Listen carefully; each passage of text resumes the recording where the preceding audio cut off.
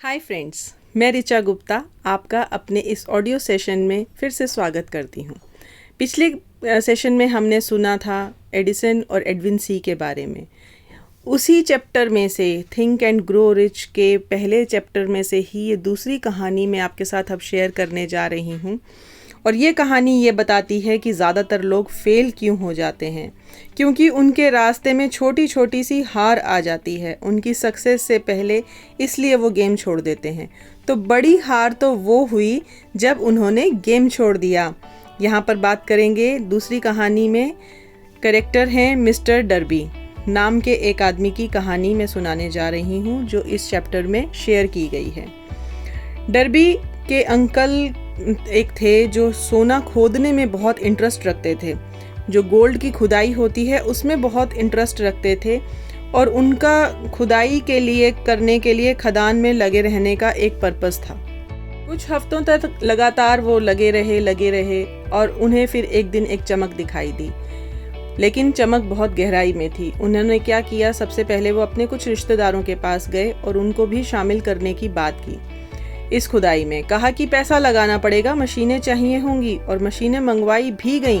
और जितना हम एक्सपेक्ट कर रहे हैं उस सोने के कुछ टुकड़ों से अगर हमें उस खुदाई में मिल जाते हैं तो इसका मतलब समझ लो हमारे सारे कर्जे चुकते हो जाएंगे। ऐसा डर्बी के अंकल ने सभी रिश्तेदारों को कहकर उन्हें अपने उस खुदाई के प्रोफेशन में शामिल कर लिया। अब मिस्टर डर्बी भी इस काम में शामिल हो गए और उन्होंने अपने अंकल के साथ खुदाई करनी शुरू कर दी। अब अगर सोना थोड़ा थोड़ा भी मिलता जाता है तो सारे कर्जे उतर जाएंगे, ये सोचकर सभी उस गोल्ड की खुदाई में लगे रहे। लेकिन जैसे जैसे खुदाई होती रही वैसे वैसे धड़कनें भी तेज हो गईं। बहुत देर तक काम चलता रहा, लेकिन अचानक जो चमक दिखाई दी थी वो गायब हो गई। फिर भी ये खोदते रहे, लेकिन सब बेकार। आखिरकार इन्होंने सब कुछ बंद कर दिया और सारी मशीनें कबाड़ी को बेच दी। सब कुछ बंद करा के मशीनें कबाड़ी को बेचकर जब ये वापस चले गए, फिर उस कबाड़ी ने उसका क्या किया, उसने एक इंजीनियर को बुलवाया। इंजीनियर से बोला इंस्पेक्शन कर। उसने देखा और वहाँ पर एक पोर्ट प्लेयर है, और जहाँ पर वो रुके थे वहाँ से सिर्फ 3 फुट नीचे उस कबाड़ी को लाखों करोड़ों डॉलर का सोना मिल गया, क्योंकि वो कबाड़ी ये बात जानता था कि हार मानने से पहले एक बार एक्सपर्ट की राय ज़रूर ले लेनी चाहिए। मिस्टर डर्बी और उनके अंकल को जब ये बात पता चली कि कबाड़ी को लाखों करोड़ों डॉलर का सोना मिल गया है, तो उन्हें बड़ा अफसोस हुआ कि हम लोग सिर्फ 3 फुट से रह गए थे, सिर्फ 3 फुट से।